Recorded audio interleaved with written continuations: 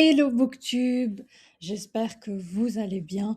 On se retrouve aujourd'hui pour une nouvelle vidéo en cette semaine de vidéos dédiée à la dark romance pour le tome 4 de la saga Legacy of God, God of Ruin de Rina Kent, publiée par les éditions BMR. Avant de me lancer dans l'histoire de ce couple-là, je tenais à vous rappeler de liker et de vous abonner. C'est super important pour booster la chaîne. Merci à tous ceux qui prennent le temps de le faire. Je ne vous remercierai jamais assez. Alors, dans ce livre, on va parler de Mia, qui est décrite comme la poupée gothique avec ses grosses bottes et ses rubans bleus. Elle est muette. Elle s'exprime en langue des signes. C'est la fille de Kyle Hunter et de Ray Sokolov. Leur couple, il a sa propre duologie qui s'appelle Thorn of Power and Thorn of Vengeance.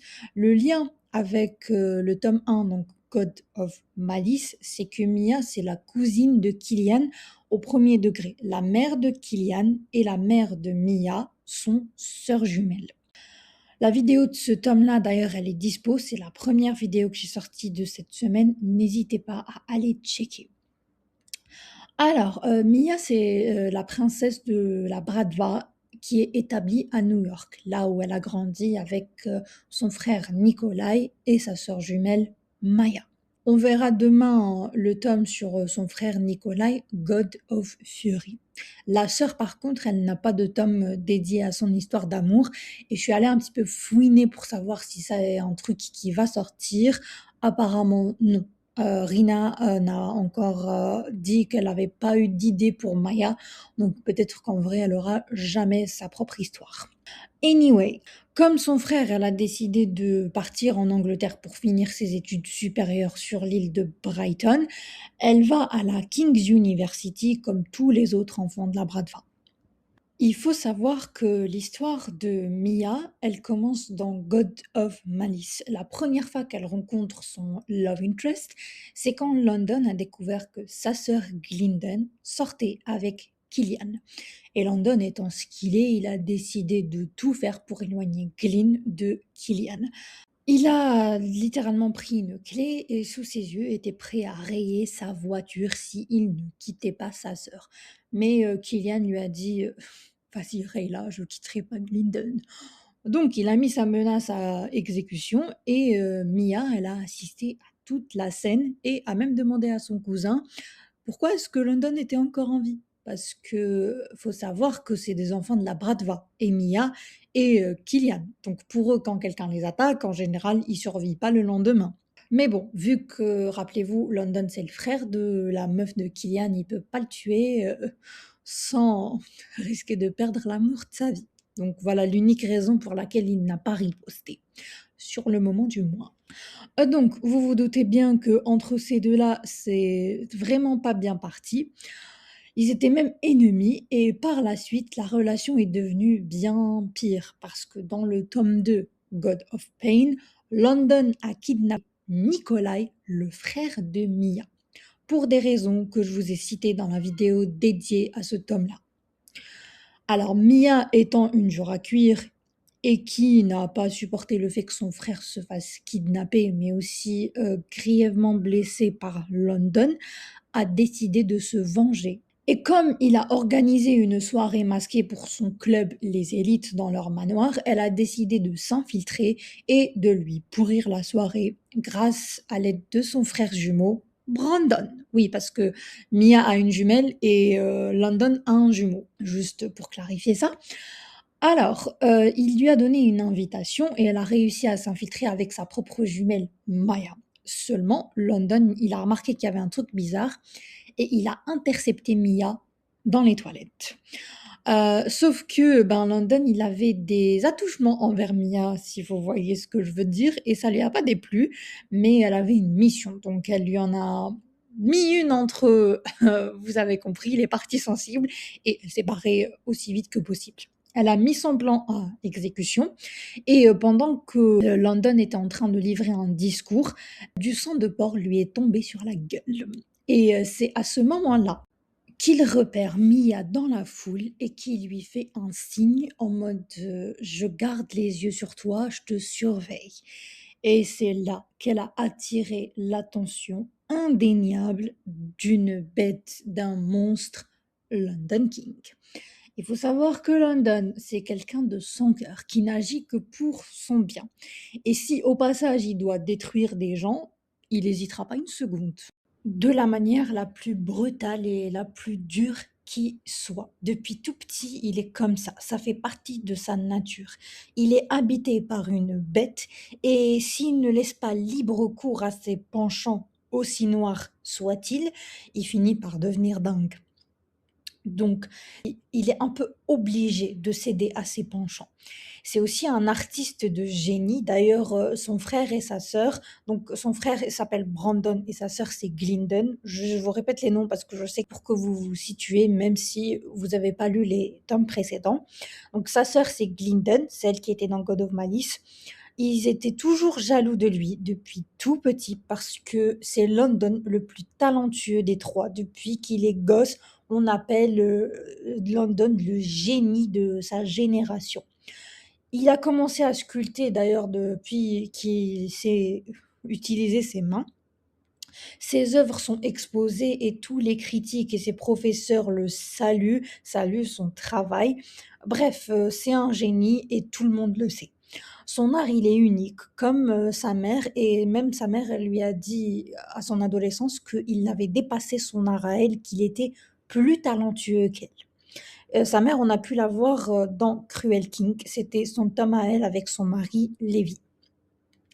Alors, étant lui-même le chef du club des élites, il surveille constamment les clubs adverses, comme le club des serpents, mais aussi le club des Eatons, qui sont dirigés par Jérémy Volkov. Lui, c'était le protagoniste masculin de God of War, celui qui est juste avant God of Ruin. La vidéo est dispo aussi si vous voulez aller checker. Et tous les enfants de la Bratva, notamment Jérémy, Kylian, Mia, Maya, Nikolai, ils habitent tous dans la même baraque.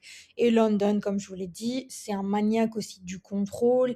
Donc, il a tout le temps quelqu'un pour espionner la maison des Eatons. Il savait qui était déjà Mia, il l'avait déjà rencontrée. Mais c'est vraiment ce soir-là qu'elle est passée de fille random à future proie. Comme je vous l'ai dit précédemment, Mia et le frère de London, Brandon, ce sont des potes, ils s'adorent. Ils se sont rencontrés le jour où London a rayé la voiture de Killian. Il était également présent, Brandon. Mais contrairement à London, il ne s'est pas emporté et il a essayé d'écouter Killian. Il s'est lié d'amitié avec Mia, donc ce sont devenus de vrais amis. Ils jouent ensemble aux jeux vidéo, ils se voient tout le temps dans le manoir des élites, là où vit Brandon, London, Ellie, Creighton et Remington. Donc, elle était avec son pote pour une après-midi de jeux vidéo, mais comme elle savait qu'elle avait attiré l'attention de son frère qui vivait également sous le même toit, elle a préféré partir plus tôt que d'habitude.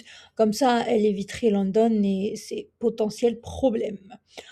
Sauf que avant d'atteindre la voiture, heu, quelqu'un est sorti de l'ombre et ce n'est autre que London King. Il porte un masque et il l'attend dans le noir. Elle pensait qu'elle était à l'abri parce qu'il ne l'avait pas reconnue ce soir-là, justement à cause de son masque, mais c'est London, donc bien sûr que s'il l'a reconnue et il savait exactement qui elle était au moment où il lui a fait ce signe particulier de «je te vois, je te surveille». Donc elle se fige. Au moment où elle voit London, elle n'arrive plus à faire aucun mouvement, totalement paniquée, en proie à une peur intense. C'est à ce moment-là qu'on apprend aussi que dans le passé, Mia, elle a eu une affaire avec un autre monstre qui l'a traumatisée. Et c'est depuis ce jour-là qu'elle n'a plus jamais dit un seul mot. Elle n'a aucun problème physique, elle peut parler, c'est psychologique, c'est dans sa tête que ça se passe. À cause de son traumatisme, elle n'arrive plus à parler ni à produire un son. Et London, il voit en Mia une muse parce que, rappelez-vous, je vous ai dit qu'il était sculpteur et Mia représente une inspiration qui le pousse à passer des heures à travailler sans relâche alors que ça fait des mois qu'il n'a rien sculpté. Tout ça parce qu'elle s'est immobilisée comme la parfaite statue. Elle arrivait vraiment pas à bouger parce que, en fait, il lui a rappelé ce qu'elle avait vécu dans le passé et lui, c'est à ce moment-là que ça a switché de proie à: «Elle m'intéresse plus que ce que je le pensais». N'oubliez pas qu'on parle toujours d'un psychopathe, donc pour lui, les sentiments, c'est pas un truc inné, c'est vraiment un truc qu'il doit apprendre. Il la prendra en chasse, bien évidemment, personne n'est surpris. Le lendemain, il se pointe à la King's University alors que c'est l'ennemi public numéro un. Rappelez-vous, lui, c'est le chef, du club des élites, donc vraiment, il est en territoire, où tout le monde veut sa peau. Il va se déguiser avec des lunettes et un sweat à capuche et c'est là qu'il va commencer à la menacer pour qu'elle passe du temps avec lui. Ils vont finir par avoir des rendez-vous hebdomadaires dans une maison hantée qui fait vraiment flipper, où London a installé son troisième atelier et là où personne ne les dérangera.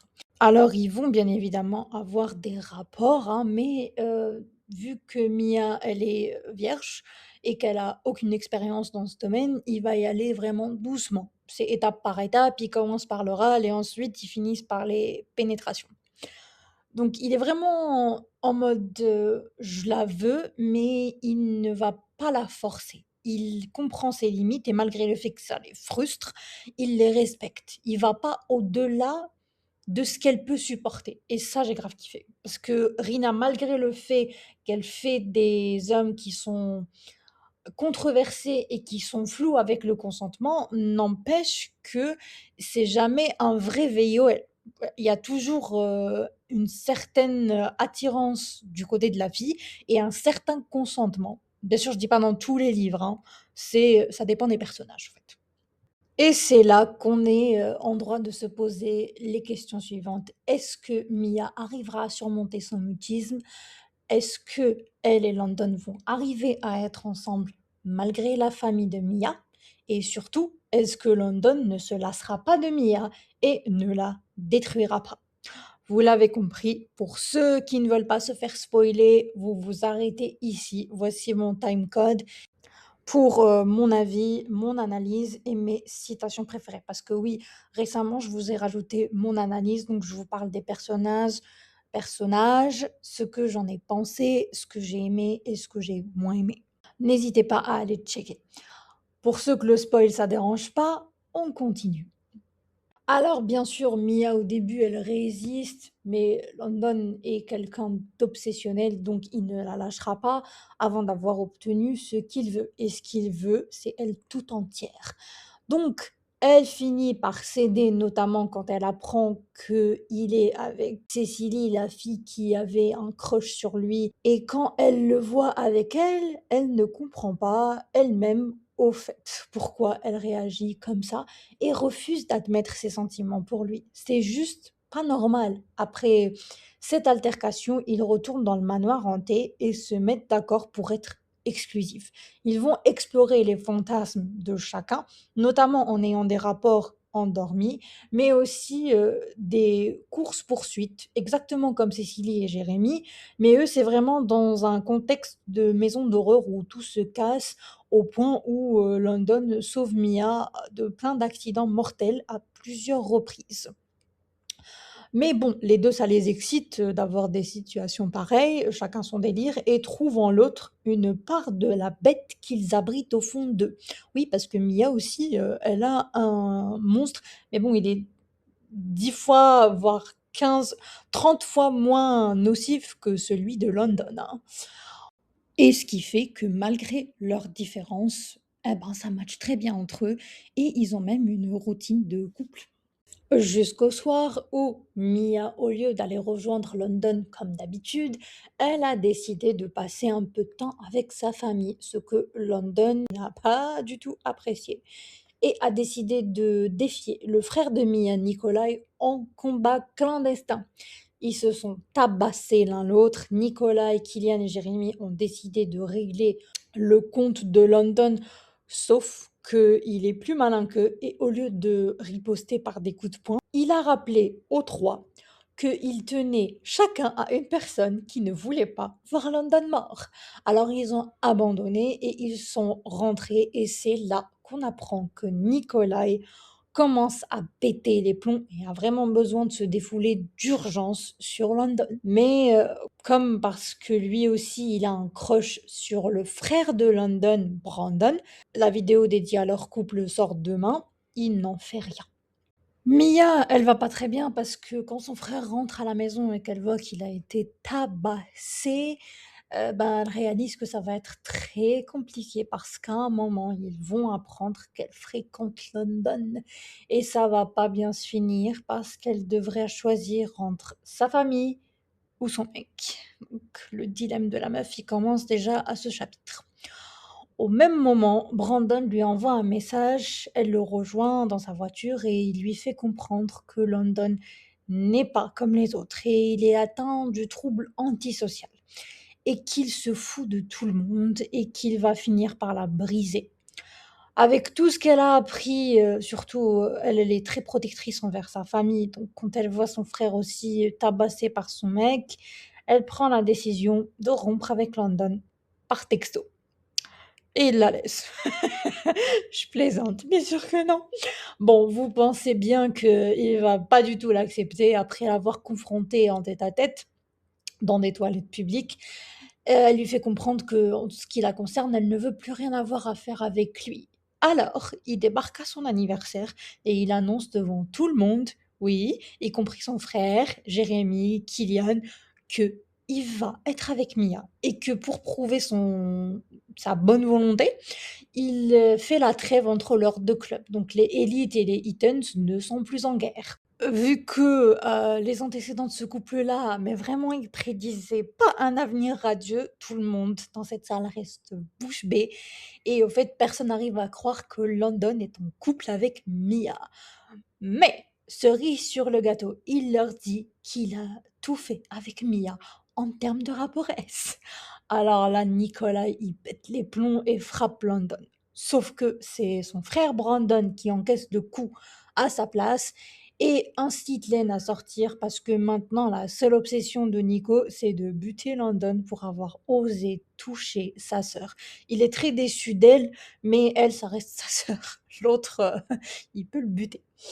Bref, ce que Brandon et Glyndon comprennent à ce moment-là, c'est que leur frère est très sérieux en ce qui concerne Mia. Sauf que vu sa nature destructrice, ils ont peur pour elle et ils lui font comprendre que si il veut que ça marche avec elle, il doit changer, développer son empathie. Du coup, pour la première fois de toute sa vie, il va écouter les conseils de ses frères et sœurs et ne prend aucune initiative contre Nikolai. Parce qu'en temps normal, il aurait déclaré la guerre et aurait tout fait pour détruire leur club, mais comme il veut vraiment être avec Mia et qu'il sait à quel point sa famille est importante pour elle, et il veut un truc sur le long terme surtout, il veut vraiment tout faire avec elle, il tient sa parole et ne fait strictement rien et garde la paix entre les deux clans. Quelques jours plus tard, il propose à Mia un rendez-vous. Elle en reste bouche bée d'ailleurs parce que, encore une fois, c'est totalement contre sa nature.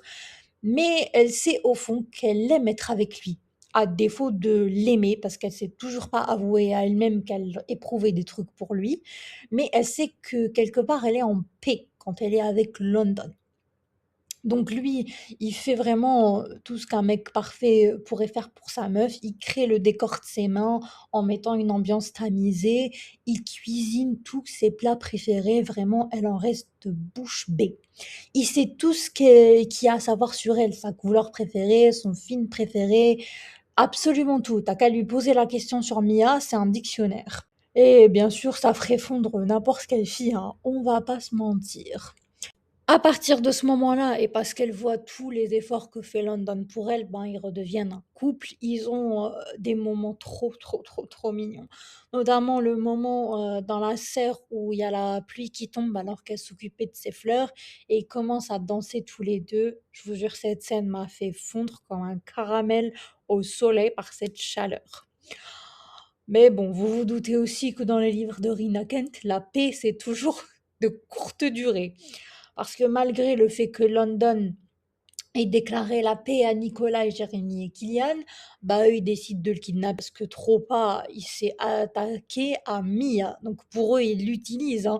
Pour eux, il n'est pas amoureux. Mia était censée, voir London dans 15 minutes et London n'est jamais en retard et London répond toujours à ses textos, mais ce jour-là, c'était pas le cas et elle est un peu en panique, mais elle se dit: «C'est peut-être juste un contretemps, il va pas tarder», jusqu'à ce qu'elle reçoit un message de son frère Brandon et là, il lui dit: «Est-ce que London est avec toi?» Quand elle lui répond non, ben, c'est panique à bord parce que Brandon se doute que Nikolai a fait quelque chose à son frère. Donc Mia, elle lâche tout et elle part en quatrième vitesse chez elle pour ben, libérer son mec. Elle les trouve tous les trois en train de le torturer.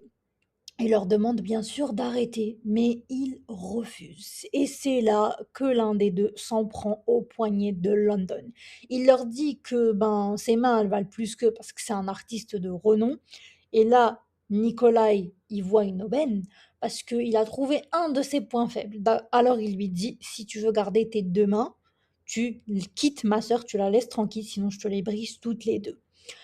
Alors là, London leur sort le plot twist. Brisez-les toutes les deux, je la quitterai jamais. Et ben, il s'exécute. Jérémie commence à lui tordre le bras et c'est là que Mia, elle pousse un cri au moment où Jérémie s'apprête à commettre l'irréparable parce que c'est un artiste. Quand tu brises, un poignet ou un truc comme ça sera jamais pareil après, son art, sera fichu à vie. Donc elle, elle fait tout ce qu'elle peut pour essayer de protéger et comme c'est le premier son qu'elle a sorti en pratiquement une décennie, ben son frère et tout le monde s'arrête et il la regarde. Et là, elle est furieuse contre lui parce qu'il lui a tourné le dos et comme elle ne parle pas, c'était sa seule manière de s'exprimer. Donc Nicolas, il lui a un peu l'a un peu mise l'a un peu mise en sourdine, sachant qu'elle est muette, ça l'a vraiment affectée. Du coup, elle dit, à ces 3 là que c'est elle qui va quitter London. Juste laissez-le tranquille. Elle fait ses bagages et elle repart en direction New York pour la maison de ses parents, elle et sa sœur jumelle. À la maison, eh ben, ils vont leur dire à peu près que Mia a un copain et que, ben, Maya et Nikolai ne sont pas du tout d'accord parce que pour eux, c'est une autre version de Killian. Mais Mia, elle explique qu'elle aime London pour les raisons exactes qui font qu'il est différent. Parce qu'au fond, elle aussi, elle est différente. Et que grâce à Len, elle est plus vivante que jamais. Et là, quelqu'un est à la porte. Je vous laisse deviner qui.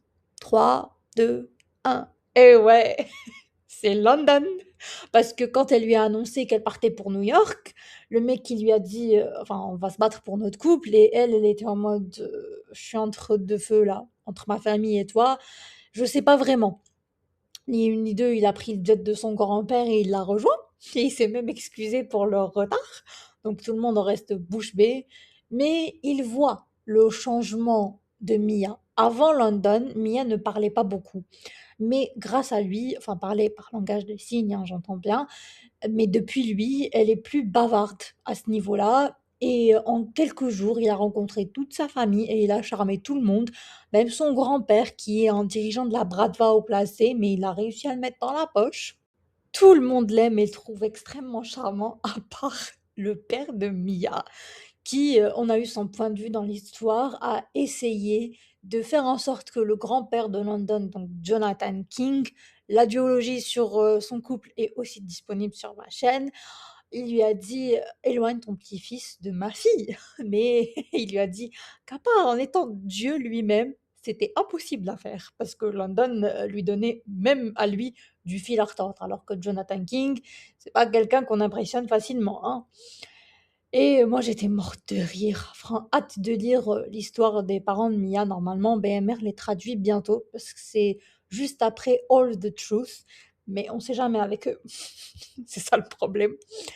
Anyway, Mia, après, un rapport S très, très chaud avec Len, elle lui dit les 3 petits mots, donc elle lui dit qu'elle l'aime et il ne lui dit pas les mots en retour et elle est vraiment déçue et sort, prendre l'air, du côté du lac, de leur maison et c'est là qu'elle tombe nez à nez avec son monstre, le monstre de l'enfance qu'elle a eu, rappelez-vous, son kidnappeur. Il y a des années, elle connaissait cette personne, mais vu qu'elle l'a menacé de tuer la personne à qui elle en parlait, elle s'est tue. au point de ne plus pouvoir prononcer un seul mot. Au moment des faits, elle avait 8 ans. Elle avait peur parce que s'il pouvait l'atteindre elle, il pouvait logiquement atteindre et ses parents et son frère et sa sœur. Et pour elle, c'était vraiment inconcevable.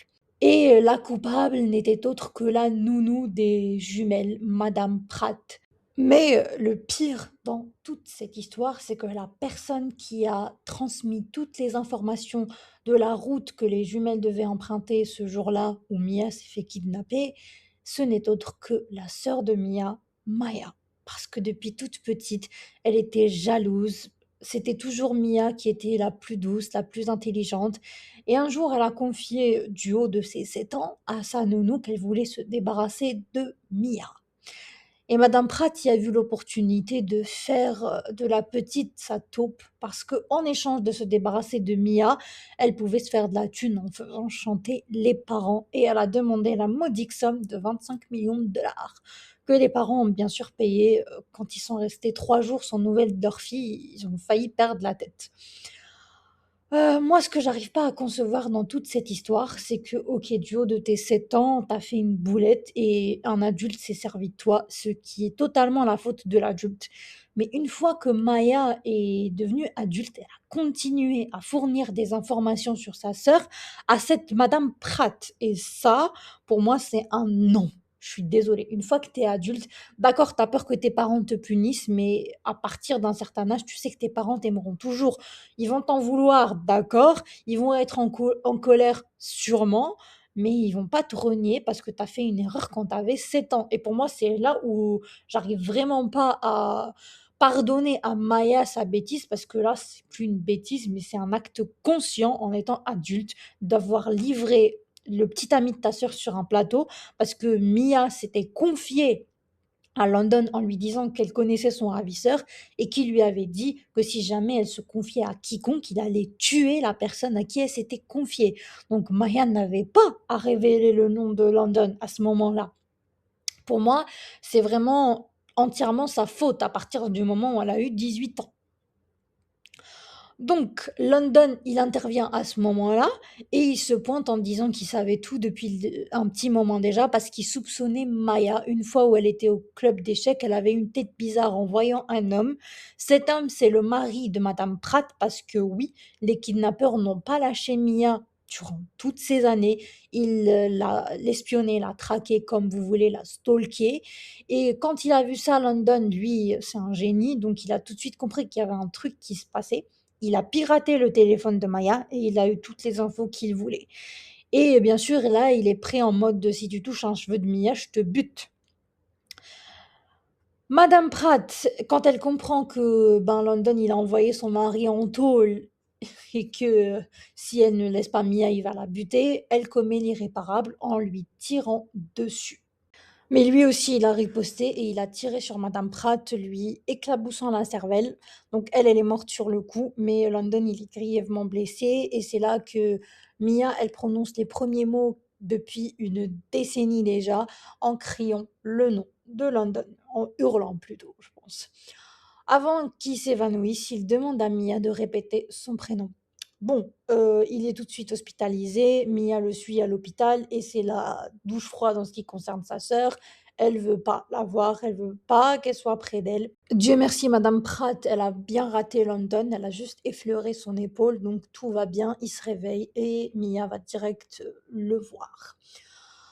Ah, c'est là qu'il va lui avouer ses sentiments et qu'ils vont devenir un véritable couple. Je vous laisse la déclaration dans mes citations préférées. Vous m'en direz des nouvelles. Mia rencontre la famille de London après tout ça, 2 ou 3 mois après. Tout le monde l'adore. Elle apporte à London l'équilibre qui lui manquait depuis toujours. Et 2 ans plus tard, on a la demande en mariage où je vous jure, j'ai bien failli chialer. C'était tellement beau. Il a fait sa première exposition sur elle, sur sa muse, a mis un genou à terre et devant toutes les sculptures de Mia qu'il a faites, il lui a demandé de l'épouser. Elle a répondu oui et oh mon Dieu, c'était tellement beau. Alors, mon avis sur ce livre, que dire, c'était incroyable. J'ai adoré. Tout était tellement bien fait. J'ai tout ressenti avec, ces 2-là et je voulais pas les quitter. À la fin du livre, j'en voulais plus encore. C'était trop bien. J'ai adoré. Alors, en ce qui concerne mon analyse, pour les 2 personnages, comme d'hab, Rina Kent, c'est la queen. En ce qui concerne les protas très controversés, mais qui, dans ces livres, sont les mecs qu'on rêve toutes d'avoir, parce que London, malgré tous ses traits de psychopathe, il serait prêt à ruiner le monde pour Mia, d'où le titre du livre, God of Ruin. Et Mia, avec ses fleurs et ses traumas, elle a eu mon cœur. Surtout que malgré ses faiblesses, c'est une femme forte, qui s'assume et qui est prête à tout pour protéger les gens qu'elle aime. Je remercie Rina d'ailleurs pour son personnage féminin parce que Mia est géniale. C'est genre la pote que tu as envie d'avoir. Ce tome m'a fait rire, aimer, presque pleurer et je voulais pas que ça s'arrête. J'ai fait traîner les choses donc c'est un sans faute, hein. En fait, ce tome-là, il est incroyable. Je vous le recommande. Pour l'instant, je vais pas dire que c'est mon préféré parce que j'en ai un autre préféré, mais je vous sors, dès que j'aurai fini les 2 autres, mon top de cette saga. Parce qu'il y en a beaucoup qui me l'ont demandé. Donc je m'exécute, sauf que, je sais pas, est-ce que je vous le sors en reel ou je vous le sors en vidéo longue où je mets aussi, mes tomes préférés des autres sagas? Dites-le moi en commentaire. Alors en ce qui concerne mes citations préférées, je sais pas si vous allez me croire, mais j'en ai 3 fois plus que ce que je vous en ai mis et j'en ai mis pas mal. Alors depuis que tu es arrivé dans ma vie, non seulement tu as fait grimper ma créativité à des sommets que je n'aurais jamais imaginé possibles, mais tu as également comblé le vide avec ta docilité têtue et tes fleurs au prénom idiot. Même si je ne pourrai jamais être le prince charmant, et heureusement d'ailleurs, puisque c'est un crétin surcoté et que je ne serai jamais neurotique, que ce soit génétiquement ou mentalement, je te promets une chose, Mia. Je prendrai toujours en considération ta vision des choses avant la mienne. Pas parce que je dois le faire, mais parce que je veux. Je suis prêt à m'engager sur le long terme. Je pensais que le papillon n'était qu'un cliché. Il aura fallu que je rencontre l'aine pour comprendre que je veux les ressentir le plus souvent possible. Tout va toujours bien quand je la vois. Même mes démons ne peuvent pas interférer avec ce sentiment de paix.